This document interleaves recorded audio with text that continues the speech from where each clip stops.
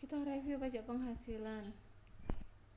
Perbedaan sementara atau temporer terjadi ketika pengakuan laba menurut akuntansi lebih besar dibandingkan dengan laba menurut pajak. Yang kedua, beberapa kejadian berikut merupakan perbedaan temporer. Depresiasi menurut akuntansi dengan masa manfaat lebih panjang dibandingkan masa manfaat menurut pajak. Yang berikutnya, pengakuan beban yang lebih kecil menurut akuntansi dibandingkan pengakuan beban menurut pajak. Yang berikutnya, pengakuan pendapatan. Perbedaan temporer kenaik pajak. Misalnya, PT Sumbing pada awal Januari 2015 membeli kendaraan dengan harga 200 juta. Menurut akuntansi, aset ini disusutkan 5 tahun tanpa nilai sisa, sedangkan menurut pajak disusutkan 4 tahun tanpa nilai sisa. Koreksi. Pembukuan yang dilakukan oleh entitas menurut standar akuntansi akan dikoreksi yang menurut pajak tidak boleh diakui atau ditambahkan. Jika ada yang menurut pajak harus diakui. Koreksi fiskal ini akan dilaporkan dalam laporan pajak. Koreksi fiskal harus diungkapkan dalam catatan atas laporan keuangan. Koreksi positif, koreksi yang menambah penghasilan kena pajak. Koreksi negatif, koreksi yang mengurangi penghasilan kena pajak. Kompensasi kerugian, kompensasi yang diberikan kepada entitas yang mengalami kerugian untuk tidak membayar pajak pada periode berikutnya sejumlah kerugian yang telah diakui atau dibatasi waktu. Perbedaan dengan negara lain dan Indonesia. Regulasi di negara lain membolehkan kompensasi dilakukan atas periode yang telah lalu atau carryback. Misalnya Amerika, kompensasi 2 ke belakang dan 20 tahun ke depan. Jadi ini contohnya gini ya, kalau Amerika, kalau misalnya tahun 2020 ini kalian mengalami kerugian, itu kompensasinya 2 tahun ke belakang sampai 2 tahun ke belakang, jadi 2019 sama 2018, terus kedepannya sampai 20 tahun. Berdasarkan ketentuan ini, jika entitas tahun ini mengalami kerugian, maka kerugian tersebut dapat digunakan untuk memperoleh kembali pembayaran pajak yang pernah dilakukan sebelumnya. Jadi kalian dapat pengembalian pembayaran pajak untuk pajak yang kalian bayarkan di tahun 2018 sama 19. Salah satu keuntungan model ini adalah entitas dapat memperoleh dana saat mengalami kerugian sehingga dapat digunakan untuk memperbaiki kinerja di masa mendatang. Tapi kalau di Indonesia itu nggak ada carryback, hanya ke depan aja. Regulasi di Indonesia hanya membolehkan melakukan kompensasi kerugian di periode setelahnya sampai dengan 5 tahun, hanya sampai dengan 5 tahun.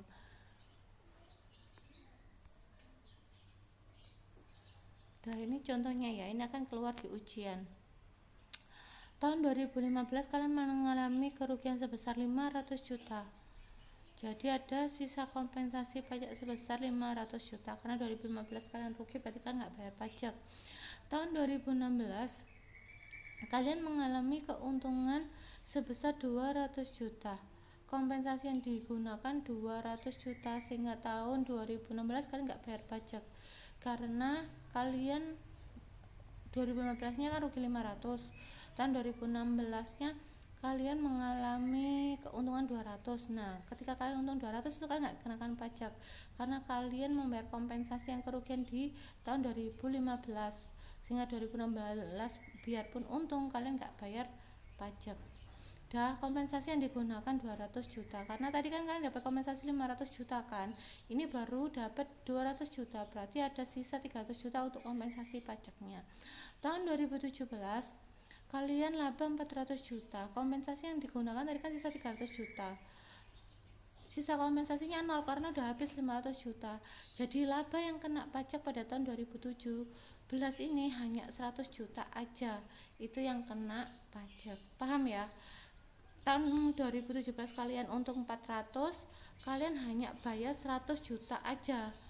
Maksudnya yang kena pajak hanya pendapatan yang laba yang 100 juta.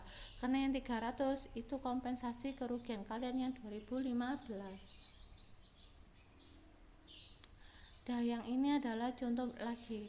Tahun 2015 kalian rugi 700 juta. Ada pendapatan pajak tanggungan 175 juta. Jadi kalian ada kompensasi sebesar 175 juta pajaknya. Total beban pajak 175 juta. laba atau rugi setelah pajaknya 525. Jadi kalian karena rugi 700 juta malah kalian nggak bayar pajak. Tahun 2016 kalian untung 100 juta, nggak ada pajak yang kalian bayarkan, nol. Untuk tahun 2016 ini maka pajak yang dikenakan ke kalian kan seharusnya 25 juta dari 100 juta dikali 25%. Total beban pajaknya 25 juta. Tapi nggak ada pajak yang kalian bayarkan, nol. 2017 sama ya. 200 juta. 200 juta kali 25%. 50 juta ini juga kalian nggak ada pajak yang kalian bayarkan pada saat ini, nol. Karena untuk kompensasi yang kerugian 2015. Nah, ini baru dapat 300, pajaknya 75 kan, berarti kurang 100 juta. Nah, untuk tahun 2018 itu kalian untung 600 juta. Dari 600 juta ini yang kena pajak adalah 600 dikurangi 300, 400 juta kan. 400 juta berarti 400 juta. Oke, sampai mana tadi? 2018 ya. 2018 kalian untung 600 juta. Beban pajak ini 50 juta. Beban pendapatan pajak tangguhan sebesar 100 juta.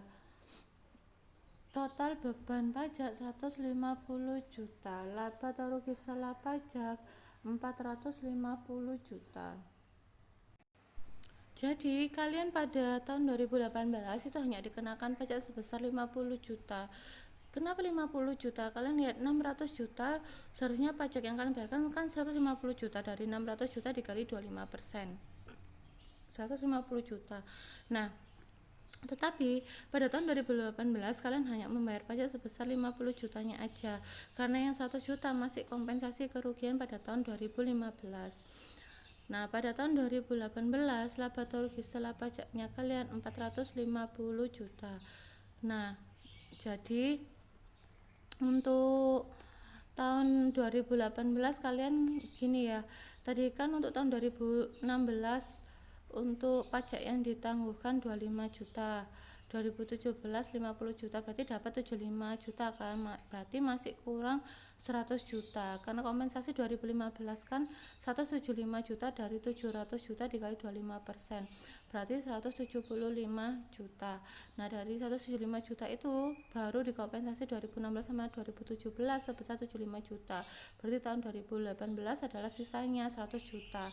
600 juta dikalikan 25% kan 150 juta, kalian 100 jutanya untuk kompensasi kerugian 2015, berarti tahun ini pajak yang dikenakan ke kalian yang kalian bayarkan hanya 50 juta. Paham ya?